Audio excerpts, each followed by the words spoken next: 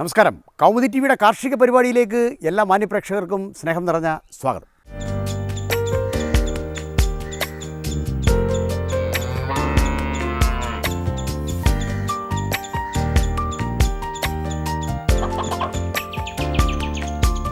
നാല് പതിറ്റാണ്ട് നീണ്ട പ്രവാസ ജീവിതം മതിയാക്കി ചാർലി നാട്ടിൽ തിരിച്ചെത്തിയത് സ്വന്തം ഭൂമിയിൽ പച്ചപ്പ് തീർക്കാനായിരുന്നു. വെള്ളവും വളവും കൃത്യമായി സമന്വയിപ്പിക്കുന്ന കൃത്യത കൃഷിയായിരുന്നു പരീക്ഷിച്ചത്. മുളകും വെണ്ടയും വഴുതനയും വാഴയുമൊക്കെ അങ്ങനെ വിരിഞ്ഞു നിറയുന്നുണ്ട്.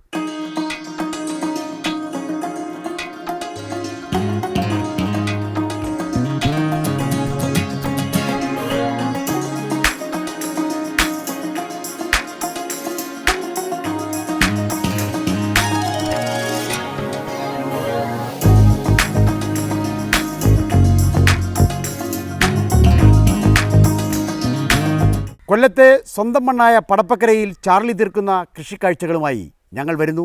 കാണാം. ഹരിതം സുന്ദരം. കൊല്ലത്തെ പടപ്പക്കര പണ്ടേ പ്രസിദ്ധമാണ്. അധ്വാനിക്കുന്ന വലിയൊരു ജനവിഭാഗം ഇവിടെയുണ്ട്. കായൽ കൊണ്ടും മത്സ്യങ്ങൾ കൊണ്ടും ജീവിച്ച ഒരു വലിയ തലമുറ ഇവിടെ ഉണ്ടായിരുന്നു. ജീവിതയാത്രയിൽ അക്കരപ്പച്ച തേടിപ്പോയ ധാരാളം പേരുണ്ട്. വിസ പലരുടെയും ജീവിതത്തെ മാറ്റിമറിച്ചു. പ്രവാസി മലയാളികൾ നിരവധിയുള്ള ഭൂമികയാണ് പടപ്പക്കര. അക്കൂട്ടത്തിൽ ഒരാൾ തന്നെയാണ് ചാർലി.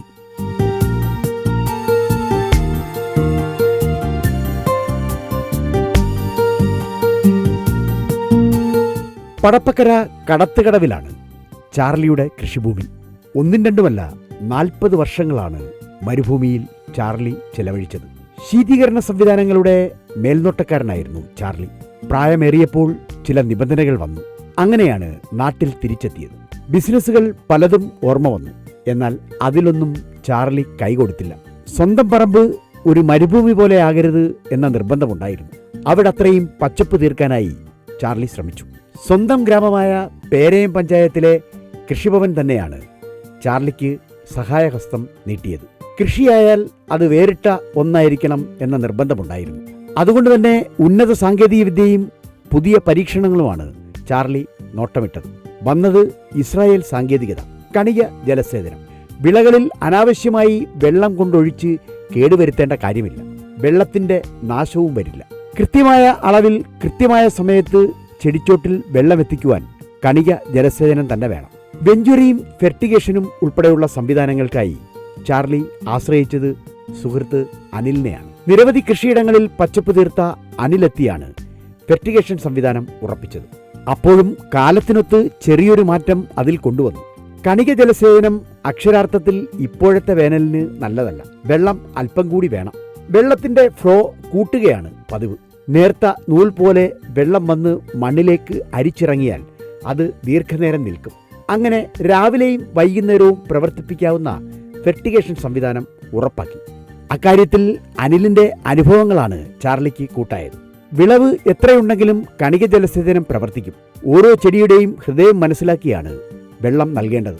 വളവും അങ്ങനെ തന്നെ. അനിൽ പ്രതികരിച്ചു. വെഞ്ചുറി, ഫെർട്ടിഗേഷൻ, വെള്ളം, വളം എന്നിവയുടെ സാങ്കേതികത എന്നിവയെല്ലാം ചാർലിയുടെ കൃഷിഭൂമിയിൽ ഒരുക്കിയത് അനിലാണ്. അനിൽ നമ്മോടൊപ്പം ഉണ്ട്. അനിലുമായി സംസാരിക്കാം. അനിലെ, നമസ്കാരം. നമസ്കാരം. അല്ല, ഈ കൃത്യത കൃഷി സാധാരണ ഇസ്രായേലിൻ്റെ ഒരു പിന്തുടർച്ച എന്ന നിലയിൽ കേരളത്തിലേക്കൊക്കെ വന്നതാണ്. അപ്പോൾ ഇസ്രായേൽ മാതൃക അതേപോലെ അനുവർത്തിച്ച പലർക്കും ചില പരാജയങ്ങളൊക്കെ സംഭവിച്ചിട്ടുണ്ട്. എന്താണ് ഈ കൃത്യത കൃഷിയുടെ പരാജയം?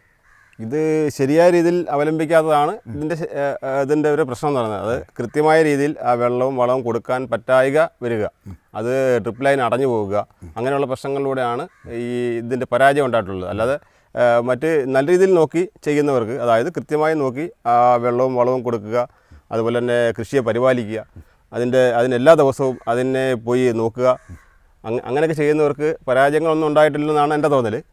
അത് ചെയ്യാത്തവർക്കാണ് ഇത്. കൃഷി ചെയ്യുക, വെച്ച് എല്ലാം റെഡിയാക്കിയ എല്ലാവരും വിചാരിക്കുന്നത് സ്വിച്ച് ഓൺ ചെയ്ത് കഴിഞ്ഞാൽ വെള്ളം വരും, വളം വരും, അങ്ങനെ കളഞ്ഞിട്ട് പോയാൽ അത് കൃഷി നന്നാവത്തില്ല. അപ്പോൾ ഇത് ഓരോ ചെടിക്കും ഓരോ രീതിയിലാണോ വളവും വെള്ളവും? ഓരോ ചെടിക്കും വ്യത്യസ്ത രീതിയിലാണ് വെള്ളങ്ങളും വളങ്ങളും കൊടുക്കേണ്ടത്. തക്കാളിക്കാണെങ്കിൽ വെള്ളം കുറച്ച് കൊടുത്താൽ മതി, എങ്കിൽ മാത്രമേ കൂടുതൽ കായ ഉണ്ടാകത്തുള്ളൂ. അപ്പോൾ അങ്ങനെ ഓരോന്നിനും ഓരോ ഇതുണ്ട്. നമ്മളിപ്പോൾ നാട്ടിൽ സ്വാഭാവികമായിട്ട് ഒരു തോട്ടം ഒരുക്കി കൃഷി ചെയ്യുമ്പോൾ എല്ലാത്തരം വിളകളും ഒരേപോലെ തന്നെയാണ് കൃഷി ചെയ്യുന്നത്. അതാണ് ഇവിടെ ചെയ്തു വരുന്നത്. അപ്പോൾ അതിനകത്ത് തക്കാളി ഉണ്ടാവും, വഴുതന ഉണ്ടാവും, വെണ്ട ഉണ്ടാവും. അപ്പോൾ അതൊരു മിക്സർ കൃഷി എന്ന് പറയാം. എന്ന് പറഞ്ഞാൽ ഈ കീടങ്ങളെ അങ്ങോട്ടും ഇങ്ങോട്ടും അകറ്റി നിർത്താനുള്ളൊരു തന്ത്രം കൂടി ആണിത്. അപ്പം വെണ്ട വന്നിരിക്കുന്നതായിരിക്കത്തില്ല വഴുതനത്തെ ആക്രമിക്കുന്നത്, വഴുതനത്തെ ഇരിക്കുന്നതായിരിക്കില്ല തക്കാളി ആക്രമിക്കുന്നത്. അപ്പോൾ അങ്ങനെ ഒരു വ്യത്യസ്തത അതിനകത്തുണ്ട്. സാധാരണ കണിക ജലസേനം എന്നാണ് ഇതിനെ പറയുന്നത്. അപ്പോൾ ഇവിടെ നമുക്ക് കാണാൻ കഴിയുന്നത് അതിലുൾപ്പെടെ ഇവിടെ ചെയ്തിരിക്കുന്ന സംവിധാനം എന്ന് പറയുന്നത് അങ്ങനെ കണികയല്ല, വെള്ളം ഇങ്ങനെ നൂല് പോലെ വീഴുകയാണ്. അപ്പോൾ എന്താണ് ആ കണിക മാറ്റി ഇങ്ങനെ നൂല് പോലെ വീഴാനുള്ള കാരണം? അപ്പോൾ ഈ കണിക ജലസേനം എന്ന് പറയുമ്പോൾ ഒരു ചെറിയൊരു കരട് വന്നത് അടഞ്ഞാൽ നമുക്കത് റെഡിയാക്കി എടുക്കാൻ വളരെ പാടാണ്. അങ്ങനെ ഒരുപാട് ആൾക്കാർ ഇതിൽ പരാജയപ്പെട്ടിട്ടുണ്ട്. ഈ ഡ്രിപ്പ് ലൈൻ ഒരുപാട് ആൾക്കാർ അഴിച്ച് വെച്ചിട്ടുണ്ട്. ഇതെന്ന് പറഞ്ഞാൽ വളരെ വിലക്കുറവാണ്. ഒന്ന്, വിലക്കുറവ് കർഷകർക്ക് താങ്ങാൻ പറ്റുന്ന വിലയേ ഉള്ളൂ ഇതിന്. രണ്ടാമത് നമുക്ക് ക്ലീൻ ചെയ്യാം. കാരണം ഇതിൽ എൻഡിയാപ്പ് അഴിച്ചിട്ട് നമ്മൾ വെള്ളം പ്രഷറായിട്ട് വിട്ട് കഴിഞ്ഞാൽ ആ അഴുക്കെല്ലാം അപ്പം തന്നെ ഇറങ്ങി പോരും. മറ്റേ നമുക്ക് അങ്ങനെ ചെയ്യാൻ പറ്റുന്നില്ല. അതിൻ്റെ ഹോളുകളിൽ വന്ന് അടഞ്ഞു കഴിഞ്ഞാൽ ഒന്നും ചെയ്യാൻ പറ്റുന്നില്ല. ഇതിപ്പോൾ സാധാരണ ഏത് തരത്തിലുള്ള വളമാണ് നിങ്ങൾ വെള്ളത്തിലൂടെ കൊടുക്കുന്നത്? ഇത് നമ്മൾ ശരിക്കും സ്ലറി കലക്കി വെച്ച് അതിനെ തുണി കൊണ്ട് അരിച്ച് അതിൻ്റെ കരട് മാറ്റിയതിന് ശേഷം മാത്രമേ ഈ സ്ലറി കയറ്റി വിടാവൂ. അല്ലെങ്കിൽ നമ്മളതിന് മൂട്ടിൽ തന്നെ നമുക്ക് കപ്പ് വെച്ച് ആ ഹോളിൽ കൂടെ തന്നെ ഒഴിച്ചു കൊടുക്കാം. കൃഷിയിൽ മുളകിനാണ് അമിത പ്രാധാന്യം ചാർലി നൽകിയത്. എക്കാലത്തും ഉണ്ടാകുന്ന വിളയാണ് മുളക്. മാത്രവുമല്ല, നല്ലവണ്ണം നോക്കിയാൽ വർഷങ്ങളോളം കിട്ടുകയും ചെയ്യും. സിയാറ എന്ന പ്രത്യേക മുളകിനമാണ് കൃഷിയിൽ കൊണ്ടുവന്നത്. വാരം കോരുകയാണ് ആദ്യ പണി. കൃത്യത കൃഷിയിൽ അത് വളരെ പ്രധാനമാണ്. മറ്റ് ചെടികൾ മുളയ്ക്കാതെ നോക്കണം. മണ്ണിന്റെ പുളിപ്പ് കളയുന്നത് മറ്റൊരു രീതിയാണ്. ആദ്യം തന്നെ ഡോളമെറ്റ് വിതറി ഒരാഴ്ചയോളം മണ്ണ് വെറുതെ ഇടും. മണ്ണിന്റെ പുളിപ്പ് മാറിയാൽ പിന്നീട് വളം ചേർക്കാം. അടിവളമായി ചാണകപ്പൊടിയും കോഴിവളവും വേപ്പിൻ പിണ്ണാക്കും എല്ലുപൊടിയുമൊക്കെ ചേർക്കും. മണ്ണിളക്കി അത് ചേർത്താൽ 5 ദിവസം വരെ നനച്ച് അങ്ങനെ ഇടും. മണ്ണും വളവുമൊക്കെ നന്നായി സമന്വയിച്ചാൽ പിന്നീട് കൃഷി ഇറക്കാം. അതിനു മുമ്പ് തന്നെ പുതയിടൽ അഥവാ മൾച്ചിങ് വേണം. അനാവശ്യമായി വെള്ളവും വളവുമൊക്കെ വലിച്ചെടുക്കുന്ന കളകളെയൊക്കെ നിയന്ത്രിക്കണം. അതിനായി 1 മീറ്റർ വീതിയുള്ള മൾച്ചിങ് ഷീറ്റ് തന്നെ വേണം. അത് വാരത്തിലേക്ക് പുതപ്പിച്ചാൽ പിന്നീട് ദ്വാരമിടുകയായി. 2 അടി അകലത്തിലാണ് സാധാരണ വിളകൾക്കായി ദ്വാരമിടുക. PVC പൈപ്പുകൾ ഉപയോഗിച്ചാണ് അത്തരം ദ്വാരങ്ങൾ നിർമ്മിക്കേണ്ടത്. അവിടേക്കാണ് പിള്ളക്കുഴിയെടുത്ത് തൈകൾ നടുക. സിയാറ മുളകാകട്ടെ മുളകിലെ കീർത്തികേട്ട ഇനമാണ്. 45-ാം പക്കം തന്നെ സിയാറ പൂവിട്ട് തുടങ്ങും. 60-ാം പക്കം മുതൽ തന്നെ നീണ്ട പച്ചമുളക് പറിച്ചെടുക്കാം. നന്നായി നോക്കിയാൽ 1 വർഷത്തോളം സിയാറയിൽ ആദായം കിട്ടും. 1.5 കിലോ മുതൽ 2 കിലോ വരെ തൂക്കമെത്തുന്ന മുളക് നൽകാൻ ഒരു സിയാറ ചെടിക്കാകും.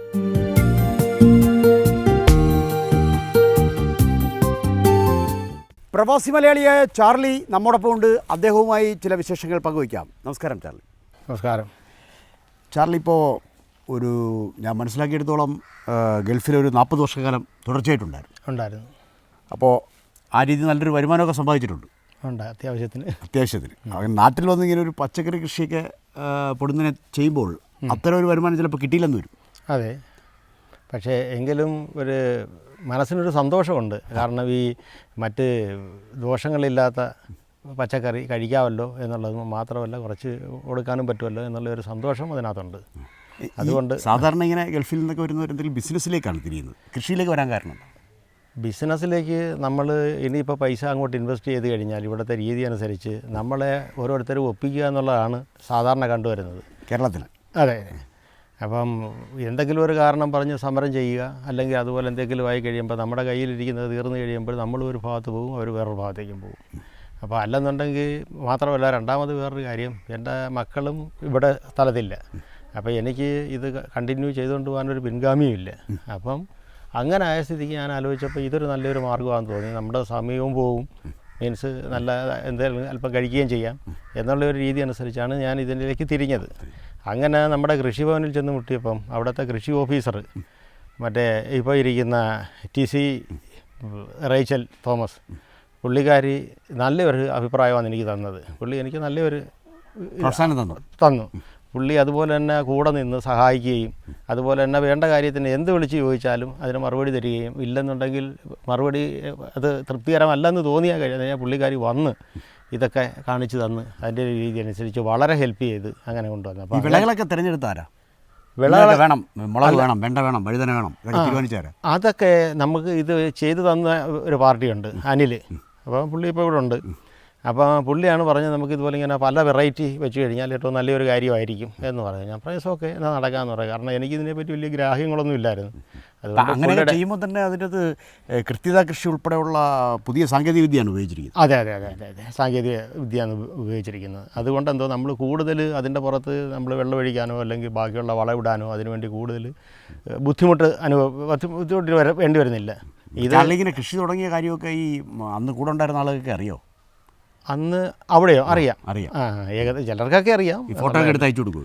ചിലപ്പോൾ ഒരു രസത്തിന് ഫോട്ടോ ഒക്കെ എടുത്ത് അയച്ചു കൊടുക്കും. അപ്പോൾ അവരെന്താ പറയാറ്?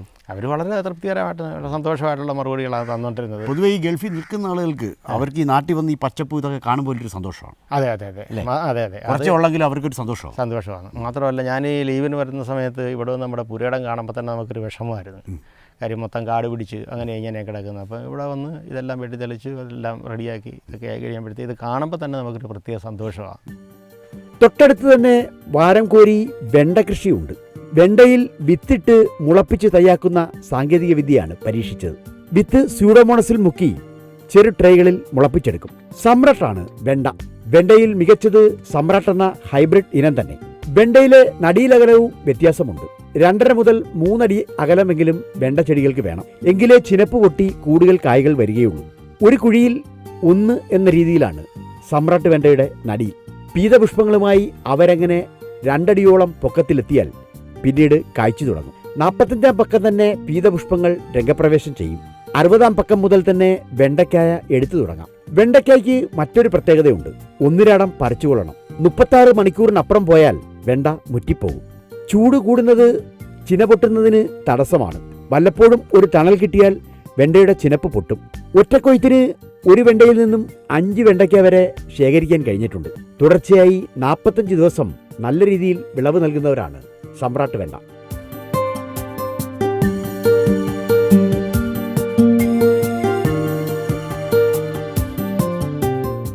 തുള്ളിനനയുടെ കൃത്യമായ പ്രയോഗം കൂടിയാകുമ്പോൾ വെണ്ട നന്നായി ചൈതന്യത്തോടെ വളരും. വളം ചേർത്താണ് വെള്ളം ഉപയോഗിക്കുക. വളം പ്രധാനമായും ജൈവവളങ്ങൾ തന്നെ. വെഞ്ചുരയിൽ സ്ലറി പാകത്തിൽ നേർപ്പിച്ച് തുണിയിൽ അരിച്ചെടുക്കും. കരട് തീരെയില്ലാത്ത വളമാണ് വെഞ്ചുരയിൽ ചേർക്കുക. അത് കൃത്യമായി ചെടിച്ചോട്ടിലെത്തുമ്പോഴേക്കും ചെടിയുടെ ചൈതന്യം വർദ്ധിക്കും. ഓരോ 3 ദിവസം കൂടുമ്പോഴും വളപ്രയോഗമുണ്ട്. തക്കാളിയിൽ മികച്ചത് ശിവം തക്കാളി തന്നെ. കൃത്യമായി ഉരുണ്ട തക്കാളിയാണ് ശിവം തക്കാളി. അമിതമായി വണ്ണം വെച്ച് ദുർമേധസ് കാണിക്കില്ല. രുചിയിലും മികച്ചവൻ. 2 അടി അകലത്തിലാണ് തക്കാളിയുടെ നടിൽ. മികച്ച വിത്തിനം എന്നുള്ളതുകൊണ്ട് തന്നെ വാട്ടരോഗം തീരെയില്ല. കമ്പ് നാട്ടി കെട്ടിക്കൊടുക്കുന്ന രീതിയാണ് ചാർലി പരീക്ഷിക്കുന്നത്. അധികം പൊക്കം വെക്കുന്ന ഇനമല്ല ശിവം തക്കാളി. 45-ാം പക്കം തന്നെ തക്കാളി പൂവിട്ട് തുടങ്ങും. വെള്ളം കുറവ് മതി എന്നതാണ് ശിവത്തിന്റെ മേന്മ. അമിത വെള്ളം തക്കാളിയിൽ പല രോഗങ്ങളും ഉണ്ടാക്കും. അതുകൊണ്ട് തന്നെ കണിക ജലസേചനത്തിൽ ചെയ്യാൻ കഴിയുന്ന ഏറ്റവും നല്ല കൃഷിയും തക്കാളി തന്നെ. കാലാവസ്ഥ വ്യതിയാനമനുസരിച്ചാണ് തക്കാളിയിൽ കായ്കൾ ഉണ്ടാവുക. മഴക്കാലത്ത് കുറവും വേനലിൽ കൂടുതലും എന്നതാണ് രീതി. കായ മൂത്തു പഴുക്കുന്നതിനും കാലാവസ്ഥയ്ക്ക് പങ്കുണ്ട്. നന്നായി വിളഞ്ഞാൽ ഒരു ചെടിയിൽ നിന്ന് 2 കിലോ വരെ തക്കാളി പറിച്ചെടുക്കാം. ഇപ്പോൾ ഈ നാട്ടിലുള്ള ആളുകൾ, ഇപ്പോൾ ചാർലി ഒരു ഗൾഫിൽ നിന്ന് വന്ന ഒരാളാണെന്നറിയാം. നാട്ടിലുള്ള ആളുകൾ ഈ കൃഷിയൊക്കെ തുടങ്ങുമ്പോൾ അവരെന്താ പറയുന്നത്? അവർ നമ്മളെ പ്രോത്സാഹിപ്പിക്കുന്നില്ല. അവർ പറയുന്നത് ഇത് കയ്യിലിരിക്കുന്ന പൈസ കളയാൻ വേണ്ടിയുള്ള മാർഗ്ഗങ്ങളാണ്. ഗൾഫിൽ നിന്ന് പൊട്ടി വന്നതാണ് പറയുന്നുണ്ടോ? ഇല്ല. അപ്പോൾ എന്നൊക്കെ ഇങ്ങനെ അവർ പറയുന്നെങ്കിലും എനിക്കിപ്പോൾ ഇത് ചെയ്ത് കഴിഞ്ഞാൽ എനിക്കിത് വളരെ തൃപ്തികരമായിട്ടാണ് തോന്നുന്നത്. ആത്മവിശ്വാസം ഉണ്ട്. കാരണം അത് ഇവരുടെ എല്ലാവരുടെയും സഹായവും. ഇപ്പം നമ്മൾ തുടക്കത്തിൽ ഒന്നും അറിഞ്ഞുകൂടാത്ത ആളാണല്ലോ. അതുകൊണ്ട് ഇത് പഠിച്ചു വന്നു കഴിഞ്ഞ് ഇതിനെ മുമ്പോട്ട് കൊണ്ടുപോയി കഴിഞ്ഞാൽ എനിക്ക് വളരെ സംതൃപ്തി ഉണ്ടാകും എന്നുള്ള കാര്യം ഉറപ്പാണ്. ഇത് കൃഷി ഒന്ന് വ്യാപിപ്പിക്കാന്ന് വെച്ചോ, വേറെ മറ്റു സെന്റ്, ഇപ്പോൾ 70 സെന്റാണ്, അടുത്ത 70 സെന്റിലേക്ക് ഇത് വ്യാപിപ്പിക്കുകയാണ്. അപ്പോൾ ഈ വിളവിനൊക്കെ ആവശ്യക്കാരുണ്ടാവും? ആവശ്യക്കാർ ഇപ്പോൾ തുടക്കത്തിലില്ല, അത് നമ്മൾ തേടി പിടിക്കണം. അപ്പോൾ ഇത് പല വിപണികളുണ്ട്. അപ്പോൾ അങ്ങനെ ഓരോ വിപണിയിലേക്കും നമ്മൾ കൊണ്ട് കൊടുക്കുന്നു. അപ്പം നമ്മുടെ സാധാരണ രീതി അനുസരിച്ച് കിട്ടുന്നതിനേക്കാൾ വില കുറവാണ് കിട്ടുന്നത്. എങ്കിലും കുഴപ്പമില്ല എന്നുള്ള രീതിയിൽ ഇതൊരു പരസ്യമാകുമല്ലോ. പരസ്യമായി കഴിയുമ്പം ആൾക്കാർ ഇത് നല്ലതാണെന്ന് തോന്നി അവർ അന്വേഷിച്ച് വന്നു കഴിഞ്ഞാൽ നമുക്കിവിടെ ഒരു കടയുണ്ട്. ആ കടയിൽ വന്ന് മുട്ടിക്കഴിഞ്ഞാൽ അന്നേരം തന്നെ വെട്ടിക്കൊടുക്കാം. ഇപ്പോൾ ഇത് അറിഞ്ഞ ആളുകൾ വരുന്നുണ്ട്. അപ്പോൾ അവിടെ ആദ്യമായിട്ട് വിറ്റ എന്ത് ഉൽപ്പന്നമാണ് വിറ്റത്? ചീര വിറ്റു, വെണ്ടയ്ക്ക വിറ്റ്, വഴുതണങ്ങ വിറ്റു, പിന്നെ പയർ വിറ്റു. ചീരയ്ക്ക് എത്ര രൂപ കിട്ടി? ചീര പിടിക്കണക്കിനായിരുന്നു ആദ്യം കൊണ്ടുപോയത്. പിടിക്കണക്കിന് കൊണ്ടുപോയെങ്കിലും അത് കുറച്ച് കൂടുതലുണ്ടായിരുന്നു. അപ്പം ആവശ്യക്കാർ വന്നുകൊണ്ട് ഒരു വിപണി കൊണ്ടുവന്നപ്പോഴാണ് അവർ പറഞ്ഞത് ഇപ്പോൾ ഇത്ര ഇങ്ങനെ പിടിക്കണക്കിന് കൊണ്ടുവന്നതിനേക്കാൾ ഞാൻ മറ്റൊരു സ്ഥലത്ത് വിൽക്കാൻ വേണ്ടിയാണ് 1 കിലോയ്ക്ക് ഇത്ര രൂപ വെച്ച് എന്നും പറഞ്ഞ് തരാമെന്ന് പറയാം. അപ്പോൾ അങ്ങനെ 1 കിലോയ്ക്ക് 30 രൂപ വെച്ച്, അപ്പോൾ ഒരു 30 കിലോ ഉണ്ടായിരുന്നു, അത് കൊടുത്ത്. കുറ്റിപ്പയർ 50 രൂപ വെച്ച് 1 കിലോ 50 രൂപ. വെണ്ട 30 രൂപ വെച്ച്. ഇപ്പോൾ ഈ ചാർലി പ്രതീക്ഷിക്കുന്ന രീതിയിലുള്ളൊരു വിളവൊക്കെ ഇതിൽ ഉണ്ടാകുന്നുണ്ടോ? ഞാൻ പ്രതീക്ഷിച്ചതിൽ കൂടുതൽ വിളവുണ്ട്. ഉണ്ടാവും. കാരണം ഞാനെന്ന് പറഞ്ഞാൽ ഇത് തുടക്കത്തിൽ ഇത്രയും സ്ഥലത്ത് എനിക്കും എൻ്റെ ആ കുടുംബത്തിലൊക്കെ ഉള്ളവർക്കും പിന്നെ അതുപോലുള്ള ആൾക്കാർക്കൊക്കെ ചിലപ്പം കഴിക്കാം നല്ല രീതിയിലാണ്. പക്ഷേ ഇപ്പോൾ ഇത് വിളവെടുത്ത് കഴിഞ്ഞപ്പം ഇത് നമുക്കതൊന്നും കഴിച്ച് നിൽക്കാൻ പറ്റത്തില്ല. അപ്പോഴത്തേക്ക് അത് നല്ല വിളവുണ്ട്. ഞാൻ പ്രതീക്ഷിച്ചതിൽ കൂടുതലുണ്ട്. അപ്പോൾ അതുകൊണ്ട് ഇനി കുറച്ചുകൂടി ഇത് വിപുലപ്പെടുത്തി ചെയ്യണമെന്ന് താല്പര്യവുമുണ്ട്. ഈ പേരയും കൃഷിഭവൻ ഉദ്യോഗസ്ഥരെന്ത് പറഞ്ഞു? പൈസ വല്ലതും തന്നോ? പൈസ തരും. അതിന് വേണ്ടിയുള്ള പേപ്പേഴ്സ് വർക്കുകളെല്ലാം കഴിഞ്ഞിട്ടുണ്ട്, എല്ലാം റെഡിയാക്കിയിട്ടുണ്ട്. കഴിഞ്ഞ മാസം എല്ലാം ഫോർവേഡ് ചെയ്ത് അത് കിട്ടും എന്നുള്ള ഉറപ്പുണ്ട്. വഴുതന ഒരു ദീർഘകാല വിളയാണ്. 8 മാസം മുതൽ 2 വർഷം വരെയാണ് വഴുതനയുടെ വിളവുകാലം. അതുകൊണ്ട് തന്നെ വിപണിയിൽ പ്രിയമായ 2 ഇനം വഴുതനയെയും ചാർലി പരീക്ഷിച്ചു. ഹരിതയും പൂസപ്പർപ്പിളും. കാർഷിക സർവകലാശാല വികസിപ്പിച്ച ഇനമാണ് ഹരിത. അസൽ പച്ചപ്പിന്റെ കാന്തിയുണ്ട് ഹരിതയ്ക്ക്. 8 മാസം തന്നെ നല്ല കായ്ഫലം കിട്ടിത്തുടങ്ങുന്ന ഇനമാണ് ഹരിത. പൂസപ്പർപ്പിളാകട്ടെ കടും വയലറ്റ് വർണ്ണമാണ്. ഇന്ത്യൻ കാർഷിക ഗവേഷണ കേന്ദ്രം വികസിപ്പിച്ചതാണ് പൂസപ്പർപ്പിൾ ഇനത്തെ. കായ്ച്ചയും വെള്ളീച്ചയുമൊക്കെ കായ്ഫലങ്ങളെ നോട്ടമിട്ട് കറങ്ങുന്നുണ്ടെങ്കിലും അവയൊക്കെ ചെണ്ടുമല്ലിയാൽ പിടിച്ചെടുക്കുകയാണ് ചാർലി. ഇക്കോളജിക്കൽ എഞ്ചിനീയറിംഗ് എന്നാണ് പുതിയ പരീക്ഷണം. ചെണ്ടുമല്ലിയുടെ സുഗന്ധത്താൽ ആകർഷിക്കപ്പെട്ട് ഈച്ചകൾ അങ്ങോട്ടേക്ക് പറക്കും. വിളയും വിളവും രക്ഷപ്പെട്ടുകൊള്ളൂ. അങ്ങിങ്ങായി ഓരം പറ്റി ചെണ്ടുമല്ലി വെച്ച് പിടിപ്പിച്ചിട്ടുണ്ട്. പൂക്കൾ വിരിഞ്ഞു നിന്നാൽ അതും മറ്റൊരാദായം തന്നെ.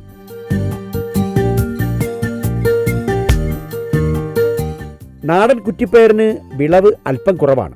അതുകൊണ്ട് തന്നെ ഹൈബ്രിഡ് കുറ്റിപ്പയർ പരീക്ഷിച്ചു. പന്തൽ വേണ്ട എന്നതാണ് കുറ്റിപ്പയറിന്റെ മേന്മ. നിലത്ത് വീണ് അവർ ഭൂമിക്ക് പാദസരം തീർത്ത് പടർന്നുകൊള്ളും.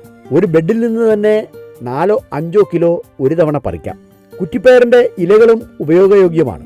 കായ്ഫലം തീർന്ന് ചെടികൾ മറിച്ചിട്ടാൽ അത് മണ്ണിൽ നൈട്രജൻ സംഭരിച്ചുകൊള്ളും.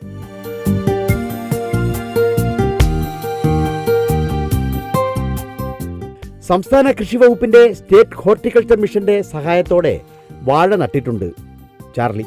കൃത്യത കൃഷി പച്ചക്കറിക്കും വാഴയ്ക്കുമൊക്കെ ചേർന്നതായാൽ കൃഷി വകുപ്പിന്റെ സഹായം കിട്ടും. വാഴയിൽ ഞാലിപ്പൂവനും കദളിയും ഏത്തനുമൊക്കെ ഉണ്ട്. ഞാലിപ്പൂവനും കദളിക്കും ഏത്തനുമൊക്കെ എന്നും വിപണിപ്രിയമുള്ള ഇനങ്ങളാണ്. വർഷാന്ത്യത്തിൽ തന്നെ കായ്ഫലം കിട്ടിത്തുടങ്ങും. തെങ്ങിനോടൊപ്പം ചീരയുണ്ട്. ചീര നനയുമ്പോൾ തെങ്ങിനും വെള്ളമാകും. അതാണ് മേന്മ. അരുൺ ചീരയാണ് ഇനം. ചേനയും ദീർഘകാല വിളയാണ്. കുറഞ്ഞ നോട്ടം മതി എന്നതാണ് ചേനയുടെ മേന്മ. അതുകൊണ്ട് തന്നെ തെങ്ങിൻ പുരയിടത്തിൽ അങ്ങിങ്ങായി ചേനയുണ്ട്. വിളകൾക്കെല്ലാം ചൈതന്യമാകുന്നത് കാലിവളത്തിൽ നിന്നും കിട്ടുന്ന സ്ലറി തന്നെ. സ്ലറി കൃത്യമായി നേർപ്പിക്കുന്നതിൽ ഒരു വിരുദുണ്ട്. അക്കാര്യമൊക്കെ അനിൽ നോക്കിക്കൊള്ളും. കൃത്യമായി നേർപ്പിച്ച് കൃത്യമായ അളവിൽ ചെടിച്ചോട്ടിലെത്തിയാൽ ഏത് വിളവും മികച്ചതാകും എന്നതിന് തെളിവാണ് ചാർലിയുടെ തോട്ടം. പ്രവാസിയുടെ തോട്ടം കാണാൻ ദിനംപ്രതി ധാരാളം ആളുകൾ വരുന്നുണ്ട്. കീടനാശിനിയോ രാസവളങ്ങളോ ഇല്ലാത്ത തോട്ടത്തിൽ നിന്നും ഉൽപ്പന്നങ്ങൾ വാങ്ങാനും ആളുകൾ എത്തിത്തുടങ്ങും. പുതിയ കൃഷിരീതിയും പരീക്ഷണങ്ങളുമൊക്കെ ചാർലിയുടെ മനസ്സിലുണ്ട്. ഉയരുകയും താഴുകയും ചെയ്യുന്ന വിപണി മൂല്യം ചാർലിയെ ബുദ്ധിമുട്ടിക്കുന്നില്ല. പ്രവാസി മലയാളിയായി താൻ ശേഖരിച്ച സമ്പാദ്യം കൃത്യമായ ഇടത്ത് തന്നെയാണ് നിക്ഷേപിച്ചത്. അതിൽ അഭിമാനമുണ്ട്.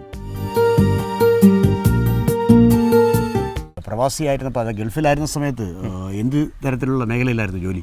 ഞാൻ ഈ ASCയുടെ വർക്കായിരുന്നു ചെയ്തിട്ടുണ്ട്. ASCയുടെ വർക്ക് എടുത്ത് ചെയ്യിപ്പിച്ചുകൊണ്ടിരിക്കുകയായിരുന്നു ചെയ്തത്.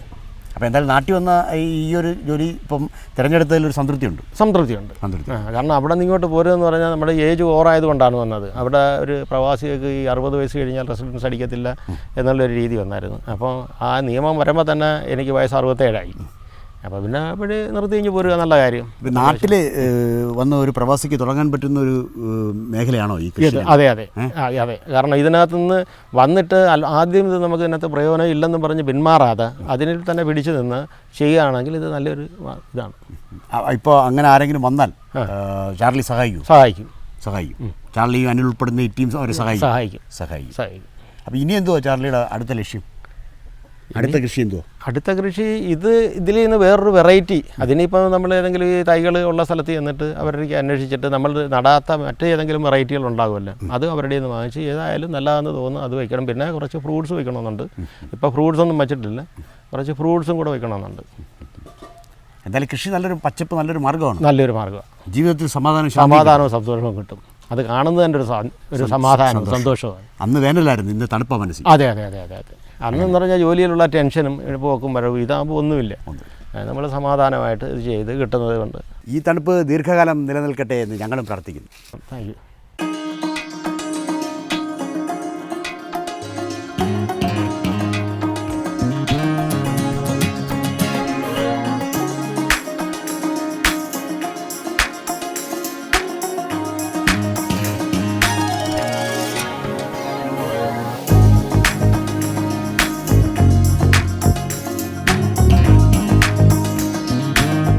മരുഭൂമിയിലെ വെയിലിലെ പാടങ്ങളാണ് നാട്ടിലെ തണുപ്പായി ചാർലി അനുഭവിക്കുന്നത്. നേരം ഭാവുകങ്ങൾ.